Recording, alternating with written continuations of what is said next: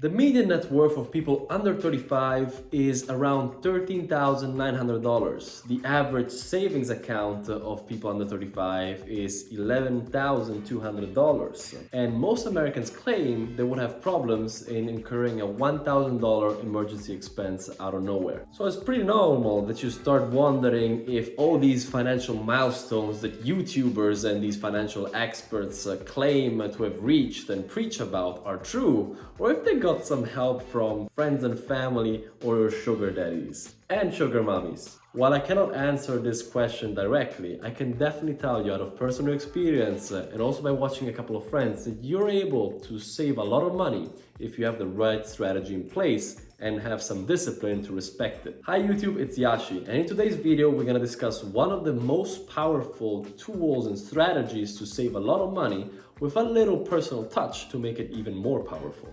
But before we start, if you like what I'm doing, please like and subscribe to bless the YouTube algorithm. Also, please keep in mind, this is not financial advice. I'm not a professional, I'm just a normal guy. Please always speak to a professional when it comes to saving and investing advice. We've all been through these thoughts. Will I be able to survive when I leave my parents' home? Will I make it to the end of the month? When will I be able to pay those student loans off? It's definitely feasible. I moved to the US 4 years ago from Italy with the idea of becoming eventually a real estate investor.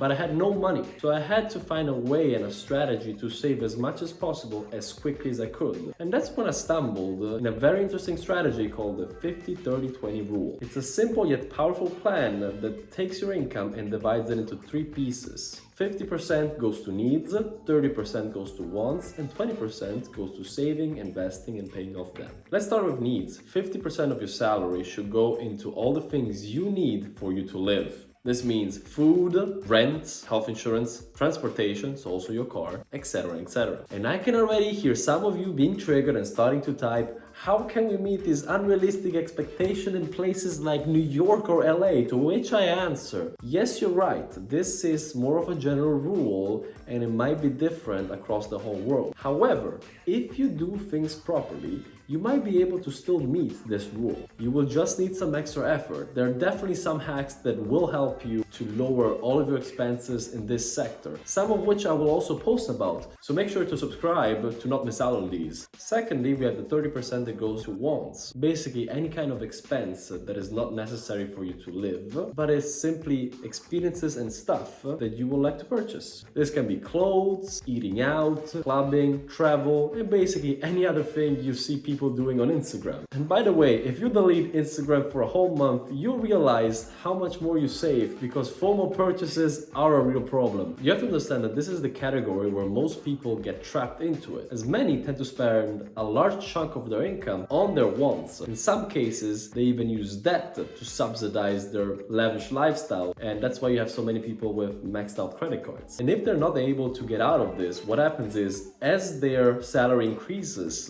their wants increase also parallel to that, and they're never able to save some money and end up to become what we call the poor rich, people with high incomes but no savings. If you're able to discipline yourself at young age into saving in your wants, you're guaranteed to save a lot of money in the future. Because as your income will go up, you will be disciplined to not increase your wants at the same rate as your income is increasing. And last, we have the 20% savings, investing, and debt repayment account. Part of this should go into your savings, like the safety net fund, which is a reserve of 6 to 12 months of your salary to keep aside in case an emergency comes out, like a hospital expense, you moving out, or maybe, God forbid, losing a job and not having it for a couple of months. Another part of it should go into investments to create extra sources of income for you, like stocks, real estate, crypto, and much more. By the way, you can get a free stock by opening up a Robinhood account with the link in my description down below. You can also get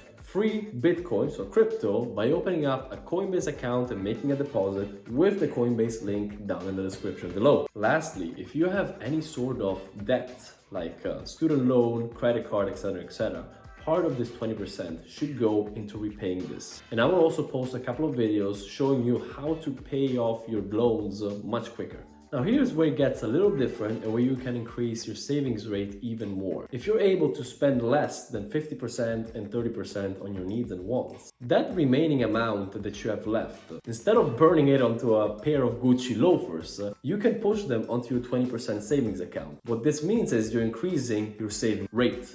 The reason I'm saying this, you have to remember that of these three categories, the savings part is the only one that will increase your net worth over the long term if you do a good job. Personally, I took this concept and brought it to the next level by living with my parents, driving a beater sports car and cooking at home, where my 50-30-20 became 20-10-70, which finally enabled me to save $40,000 in a little over a year. And if you do the math, you realize that my income was lower than the American average at the time. I hope this video gave you a better idea on how to start planning to save money. And I will post more videos on how to increase your saving rate. Once you have the discipline and the knowledge about saving, it's a matter of understanding where to put your money in terms of investing to make more money, and the path to wealth will start making sense after that.